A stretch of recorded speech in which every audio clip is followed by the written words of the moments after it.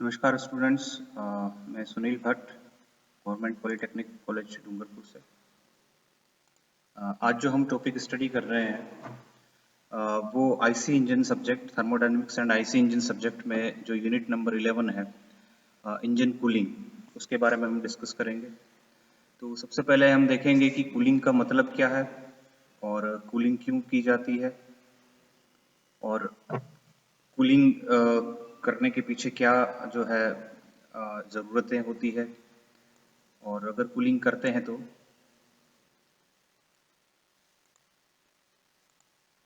Cooling से फ़ायदा क्या होता है, नुकसान क्या होता है, ये सारी चीज़ें हम वन बाय वन स्टडी करेंगे। तो इस तरीके के हमने अरेंजमेंट देखे होंगे कूलिंग से रिलेटेड। सबसे पहले तो ये देखते हैं कि कूलिंग क्या होती है और कूलिंग की ज़रूरत क्यों पड़ती है। तो यहाँ पर देखिए, नीड फॉर कूलिंग। कूलिंग का मतलब ये होता है कि जब इंजन में फ्यूल बर्न होता है तो काफ़ी सारी हीट जनरेट होती है, और हीट का एक कुछ पार्ट, करीब करीब 20% पार्ट जो है पावर में कन्वर्ट होता है, लेकिन बाकी हिस्सा एनवायरनमेंट में वेस्ट जाता है। तो बाकी हिस्सा एग्जॉस्ट के थ्रू जाएगा, लेकिन करीब करीब 35% जो हीट होती है वो सिलेंडर वॉल से बाहर होती हुई इंजन बॉडी के अंदर पहुंचती है।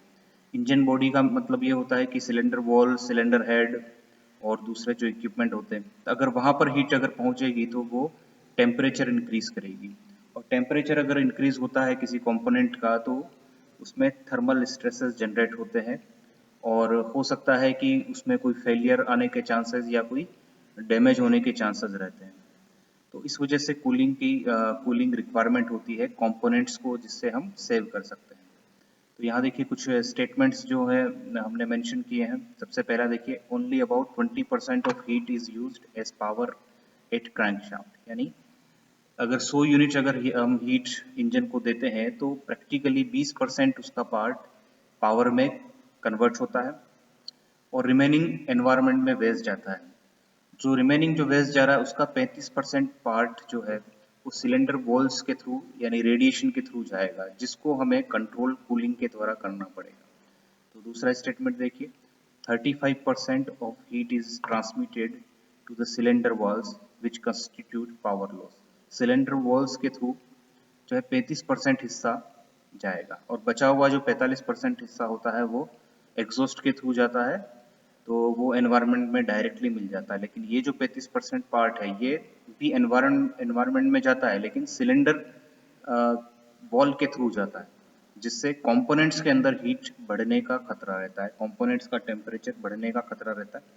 लगातार यूज करने पर ये खतरा ज़्यादा हो जाता है, और इससे कंपोनेंट डैमेज हो सकते हैं, जैसे पिस्टन रिंग्स, कोई वॉल्स, या फिर कूलिंग या फिर कोई सर्किट या इंजन का सीज होना, ये सारी प्रॉब्लम आ सकती है अगर इस 35% हीट को अगर हम कंट्रोल ना करें तो इसको रिमूव करना बहुत ज़्यादा ज़रूरी है, जिससे कि टेम्परेचर जो हमारा सिस्टम है या इंजन का टेम्परेचर, कंपोनेंट्स का टेम्परेचर एक कंट्रोल्ड वे में रहे।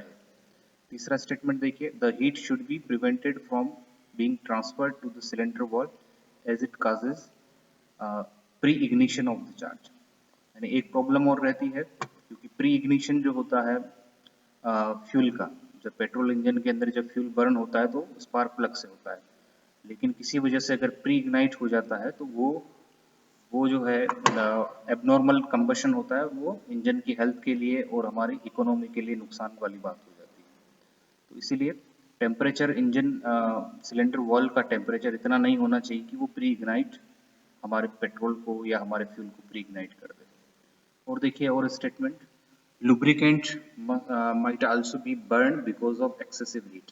यदि सिलेंड्रिकल वॉल और उसके सराउंडिंग कंपोनेंट्स का टेम्परेचर बढ़ेगा, तो जैसा कि हम जानते हैं कि सराउंडिंग में लुब्रिकेंट स्टोर रहता है क्रैंककेस के अंदर, तो वहाँ पर भी ये बर्न होने के चांसेस होते हैं, जिससे एक बड़ा डैमेज हमारे इंजन को हो सकता है। तो टेम्परेचर अगेन यहाँ पर कंट्रोल करने की जरूरत होती है, जिसके लिए हम कूलिंग सिस्टम यूज करते हैं। नेक्स्ट स्टेटमेंट देखिए, the burning of lubricant lead to the seizure of the piston. अगर लुब्रिकेशन में अगर बर्निंग हो जाती है तो टेम्परेचर इतना ज़्यादा हो जाएगा कि मेल्ट होने लगेगा, piston piston rings etcetera melt होने लगेगी, और हमारी इंजन पूरा सीज होने के चांसेस रहते हैं। नेक्स्ट देखिए, while engine is running heat must be removed continuously from the engine। जब भी इंजन चल रहा है तो हीट जो है कंटिन्यूसली रिमूव होना बहुत जरूरी है। तो ये सारे कुछ पॉइंट्स हैं जिनको हम ये कह सकते हैं कि जिनकी वजह से हमें इंजन कूलिंग करने की ज़रूरत पड़ती है। अब देखिए इंजन कूलिंग करने के कुछ इक्विपमेंट या बेसिक इंट्रोडक्शन हम देखें तो कुछ इस तरीके का स्ट्रक्चर हम देखते हैं किसी भी इंजन के सिलेंड्रिकल हेड पर। तो यहाँ देखिए, यहाँ पर एक्सटेंडेड एरियाज कहेंगे, यानी ये जो इसके अंदर हमारा डायरेक्टली सिलेंडर है जहाँ पर कंबशन होता है, आउटर वॉल्स को हमने एक्सटेंडेड कर दिया, फिन्स जिसको हम बोलते हैं। फिन्स देने का मतलब हम सरफेस एरिया बढ़ा रहे हैं जिससे कूलिंग, एयर कूलिंग आसान हो जाती है। तो इस तरीके के स्ट्रक्चर, इस तरीके का कंस्ट्रक्शन हमें देखने को मिलेगा। और भी हम सिस्टम देख सकते हैं। ये पूरा हमारा एक तरीके से कूलिंग सिस्टम है जिसमें रेडिएटर, फैन और ये हमारे इंजन्स जो है यूज़ किए हुए हैं। यहाँ से जो हीट आती है वो वाटर के थ्रू आप देख सकते हैं रेडिएटर तक आएगी, और रेडिएटर से एक फैन के थ्रू ये जो है हीट है वो प्रोपेगेट होगी एनवायरनमेंट में, और उसके बाद ये वाटर ठंडा होकर के दोबारा से आएगा। तो इस तरीके से एयर कूलिंग और वाटर कूलिंग हम देख सकते हैं।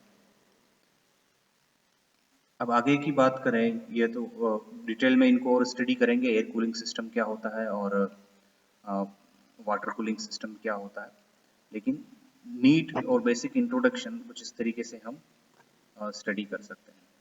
अब नेक्स्ट जो चीज़ है, जो क्योंकि हम एज ए कूलेंट कोई ना कोई सब्सटेंस लेंगे, और कूलेंट जो होता है वो हीट को टेक अवे करता है। उस इंजन का जो एरिया है, इंजन का जो कंट्रोल वॉल्यूम है, जैसे मान लीजिए ये हमारा इंजन है और यहाँ पर ये एयर कूलिंग के लिए है, तो यहाँ सरफेस एरिया हमने बढ़ा रखा है जिससे कि जो भी एयर यहाँ से फ्लो होगी पंप ब्लोअर के थ्रू, वो हीट कैरी करके ले जाएगी। तो यहाँ पर कूलेंट हो जाता है हमारा हीट। सेम चीज़ अगर वाटर कूलिंग की बात करें तो यहाँ पर देखिए इंजन के सराउंडिंग वाटर सर्कुलेट हो रहा है। ये पूरा जो रीजन है, ये पूरा जो रीजन है वाटर रीजन है, यहाँ से सर्कुलेट हो रहा है, वाटर इधर जा रहा है। तो चाहे एयर कूलिंग हो चाहे वाटर कूलिंग हो, कोई ना कोई कूलेंट या सब्सटेंस हमारा काम करता है। तो जो भी कूलेंट या सब्सटेंस काम करता है उसकी कुछ खास प्रॉपर्टीज होनी चाहिए। अगर उसमें कोई खास प्रॉपर्टीज अगर नहीं है तो वो प्रॉपर तरीके से हीट को कंडक्ट नहीं कर पाएगा, हीट को जो है ट्रांसफर नहीं कर पाएगा। तो यहाँ पर हम देखते हैं कुछ important properties of good coolant. एक गुड अच्छे कूलेंट में क्या प्रॉपर्टीज होनी चाहिए जिससे उसकी कूलिंग प्रॉपर्टीज इंप्रूव होती है। तो सबसे पहले देखिए good heat transfer. Good heat transfer का मतलब उस कूलेंट की हीट कैरिंग कैपेसिटी बहुत अच्छी होनी चाहिए। अगर हीट कैरिंग कैपेसिटी अगर अच्छी होने का मतलब यह है कि उसमें वो हीट को एब्जॉर्ब करने की कैपेसिटी और उसको आगे ले जाने की, यानी उसकी स्पेसिफिक हीट भी काफ़ी अच्छी होगी। फिर देखिए प्रोटेक्शन अगेंस्ट डिपॉजिट्स, क्योंकि कूलेंट जो होता है कोई सब्सटेंस होता है, चाहे वो एयर हो, कोई गैस हो, चाहे लिक्विड हो, इस बात के चांसेस रहते हैं कि कोई ना कोई डिपॉजिट वो छोड़ सकता है, यानी कंपोनेंट के मटेरियल के साथ रिएक्ट करके अगर वो कोई डिपॉजिट छोड़ता है, कोई ऑक्साइड या नाइट्राइड इस तरीके से, तो वहाँ पर वो चीज़ डैमेज कंपोनेंट को डैमेज कर सकता है। तो कूलेंट के अंदर एक काबिलियत की खासियत होनी चाहिए कि किसी तरीके का केमिकल रिएक्ट नहीं करे। कूलेंट का सिर्फ इतना काम होना चाहिए कि हीट ट्रांसफर इजीली कर पाए, लेकिन कोई केमिकल रिएक्शन कंपोनेंट्स के साथ, यानी आयरन, एल्यूमिनियम या जिससे भी इंजन बना है उसके साथ कोई केमिकल रिएक्शन नहीं करना चाहिए। नेक्स्ट है हाई टेम्परेचर प्रोटेक्शन। जैसा कि हम जानते हैं कि कूलेंट का मेन काम होता है हीट को प्रोपेगेट करना, तो इस वजह से कूलेंट की जो टेम्परेचर है, ऑन एन एवरेज जो टेम्परेचर बना रहेगा वो भी हाई होगा। तो हाई टेम्परेचर पर वो किसी तरीके का हाई टेम्परेचर पर किसी तरीके का रिएक्ट नहीं करना चाहिए। कूलेंट का जो प्रॉपर्टीज ऐसी होनी चाहिए कि हाई टेम्परेचर पर वो डिकम्पोज नहीं होना चाहिए, यानी दूसरे कंपोनेंट्स में वो डिवाइड नहीं होना चाहिए। उसकी स्टेबिलिटी, उसका कंस्ट्रक्शन, उसका केमिकल स्ट्रक्चर मेंटेन रहना चाहिए। तो इसे कहते हैं हाई टेम्परेचर प्रोटेक्शन या हाई टेम्परेचर स्टेबिलिटी। फिर अगला पॉइंट देखिए क्या खास बात होनी चाहिए। Safe to use with hard waters. Safe to use with hard waters, यानी कूलेंट जो होता है ज़्यादातर हम पानी के अंदर मिला करके और उसको सर्कुलेट करवाते हैं। तो कूलेंट में कुछ खास प्रॉपर्टीज इस तरीके से होती है कि हार्ड वाटर के साथ भी वो सेफ रहे। जैसे नॉर्मल केसेस में हम डिस्टिल वाटर यूज़ करते हैं कूलेंट को ज़्यादातर, कूलेंट के तौर पर ज़्यादातर हम एथिलीन ग्लाइकोल को यूज़ करते हैं या फिर ब्राइन सॉल्यूशन को भी यूज़ करते हैं। जिसको भी यूज़ करें लेकिन वो डिस्टिल वाटर के साथ यूज़ किया जाता है। लेकिन डिस्टिल वाटर जैसा कि हम जानते हैं थोड़ा एक्सपेंसिव होता है और हर जगह अवेलेबल अगर नहीं होता है तो हमें जो भी नॉर्मल वाटर होता है उसके साथ हम यूज़ कर सकते हैं।